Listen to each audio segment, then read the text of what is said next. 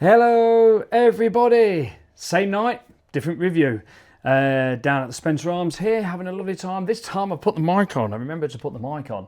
I was just, I don't know, so excited about getting down here after working all weekend, having a really good weekend and very productive, and just getting down and drinking a beer, you know. But it's one of those things where like I'm doing sort of like pause for thought on the radio at the minute, as in like pause, you know, pause for thought.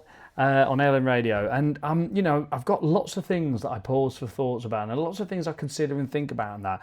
And one of the things I need to probably pause for thought is, why do I have to review every single beer that I drink?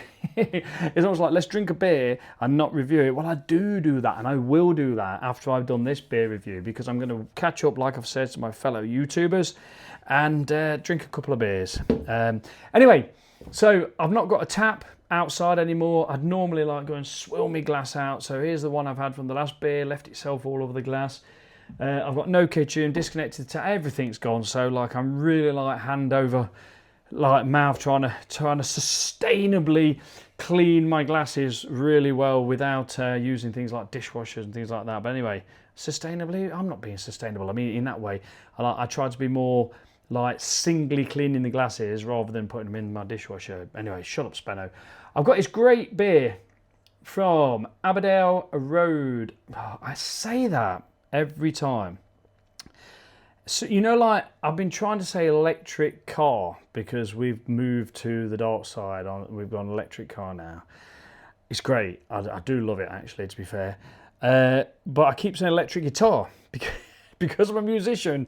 Like, as soon as I say electric, the first thing that comes to my mind is not a plug, not a motor, electric guitar.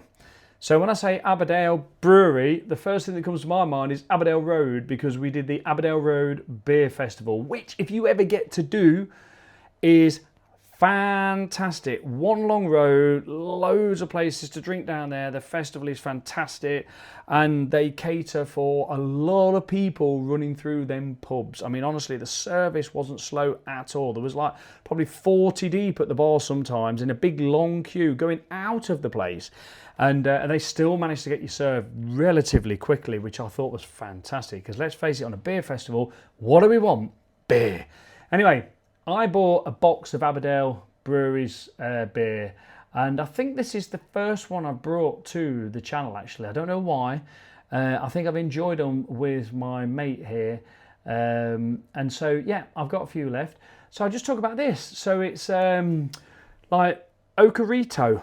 I don't know what the little hyphen things across the top make it any different in how you pronounce it, but I read that as Okarito, a New Zealand pale ale, coming in at 4.5%. Yeah, another independent brewery. I think another a brewery that's been on Ellen Radio's Taps and Tracks. You can actually go to ellenradio.co.uk and look for, or you go to Mixcloud or go to Ellen Radio and you look for it, and the Taps and Tracks are now as a separate thing, so you can catch up with them. It's really good. Breweries talk about their beer, so they have 4 virtual taps and then 4 tracks to go with it. So they talk about the beer in depth, talk about a bit about themselves, and then they pick a song to go with the beer. It's really interesting. It's a fantastic feature on the radio, as is loads of other things there. So these are, I think, like employee-based invested, so everybody who works there has a piece of the brewery, so that means they're going to put their heart and soul into it, and everything else. A very sort of like long-standing brewery, very well established, very good at making beer. So let's get this New Zealand pale ale. Looks like, is that a Kiwi that's on the front there? A little Kiwi bird, is it? I don't know really much about things like that, but let's crack this open. It wants to come out the can, leaping out the can a little bit. Get it into what I hope will be another fairly clean glass. Here down at the Spencer Arms. Pouring lovely. I am absolutely loving my gimbal and the attachment where I can connect the DJI mic to the receiver that comes with the gimbal. It will follow me around if I want it to, just one click like that, and it'll start to follow me around. It's absolutely brilliant.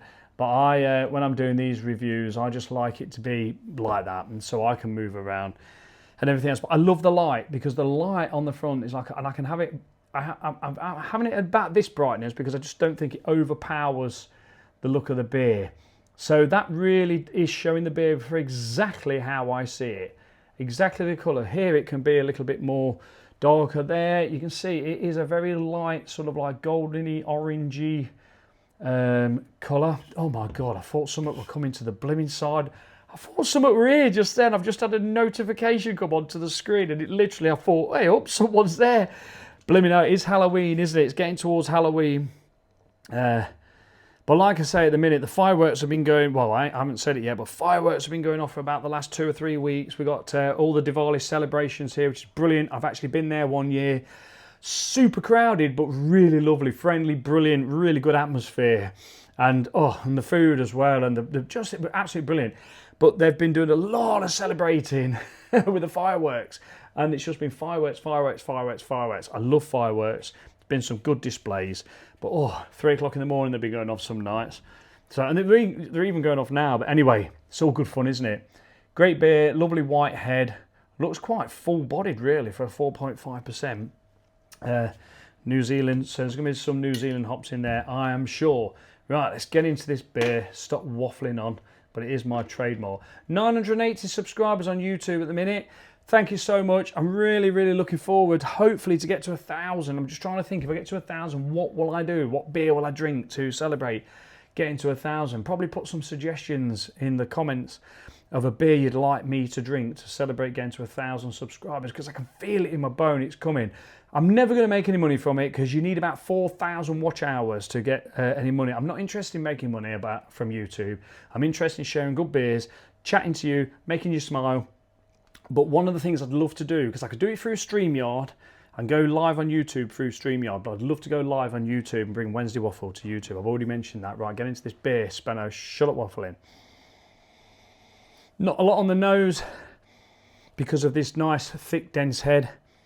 But do you know what? You don't normally get a lot. With a New Zealand sort of like forward beer, a New Zealand hopped beer, you don't get a lot on the nose through these, because they're a different type of, like, you've got that more wininess, that more sort of like that different type of sort of fruitiness with these, a bit more stone fruity sort of thing. So tends to hide underneath the foam.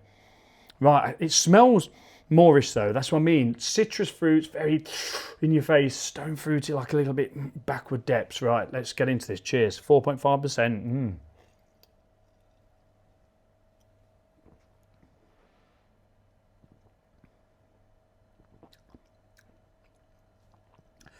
They don't disappoint, do they? Abbeydale Brewery, without the road, do not disappoint. They don't disappoint. 4.5%, lovely mouthfeel, really soft, really nice, lovely refreshing drink this is. At 4.5%, a nice sessionable sort of beer with packed full of flavours. Just notice there it's got, it says using Okarito and Montueca hops in there.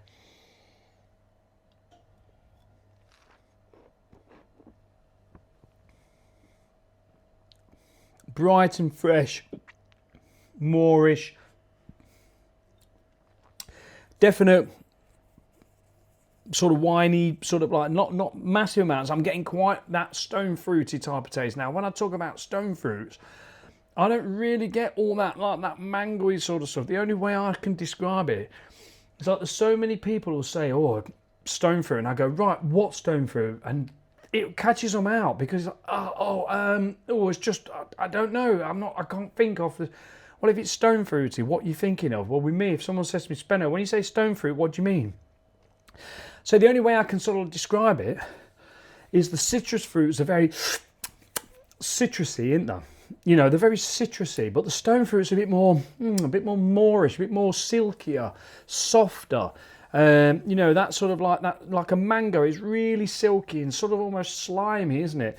Things like that, you know, plums and all that sort of stuff. It's just a bit more of a darker, sort of like a more moreish type of fruit rather than the bright citrus. So I'm not going to say I can pick out every stone fruits in that. I don't pick out mango in beers. What I'm getting in this is sort of like just that nice, more mourishy, nice sort of darker, not dark as in colour dark, but more more, how can I say it, more mellow and sort of like sweeter fruits than that harsh citrus sort of forward fruit. Lovely mouthfeel though, really soft, really nice. Creamy a little bit. Quite nice, but good in the mouthfeel for a 4.5%. So, oh, some left. Let's swill it round. Let's get it in. Nice fine bubbles. Nice fine sort of like levels of carbonation there. Great can art. So elegant pale ale using Rakoa and Montueka hops, including the futuristic lupulin liquid Sub-Zero hop Kiev. Bloody hell, that's a gobful, isn't it? All grown in the Sunrise Valley in the iconic Nelson region of New Zealand. So we're not talking sort of like, you know, fake stuff here, people. We're talking like good stuff, yeah? Aromatic beer with a sweet stone fruit character. That's the word. Like a sweet, like, have I said that? Like the stone fruits are like, they're just a bit more moorish, and they're a bit more like, yeah, a bit more sweeter. I didn't really get like that, like a sweeter side. It's just that more moorish. Like if you have a peach. Is a peach? Of course it is. Yeah. You know, I always look at like the tin fruit. Do you remember the tin fruit? It depends how old you are. The tin fruit with the syrup in, like that syrup in. I used to drink the syrup, but you get the peach out, they slip off, won't they? They go off somewhere. You're like, oh, where's that gone? It's sort of like sliding down the road or something, you know, down the room or something. You know, the mangoes, the peaches, tin peaches, things like that. You got that slippery, moorishy, sweet, juicy, that sort of thing. So when it says, yeah, sweet stone fruit character, but you do get that with a lot of New Zealand beers. Encompassing notes of plum, fig, apricot, coupled with lemon lime citrusy flair. Didn't really get the lemon and lime, but that's just me. And apricot. So like I say, you've got, if they're saying like plum, fig and apricots, if you was to blend all them together into a smoothie, you wouldn't actually turn around and drink it going, oh, there's plum, there's a bit of fig. Because let me tell you something about plums. I have plums every single day, right? Oh, I'm like, every single day.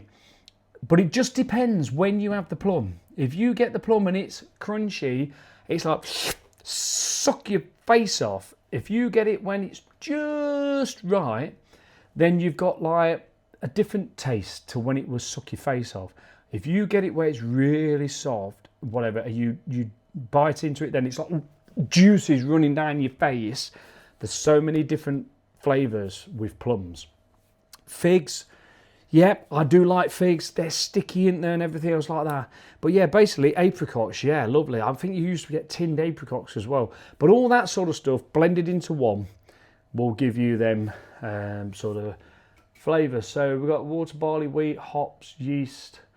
Did I mention about, like, feels like probably the wheat in there is giving it that sort of like nice soft mouthfeel. Look, I mean, look at the head hanging on as well. Absolutely fantastic.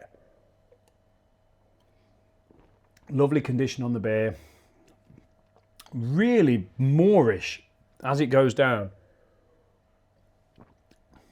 So I always say, have a quick sip, sink it straight down. Don't let the hops run around in your nasal thing.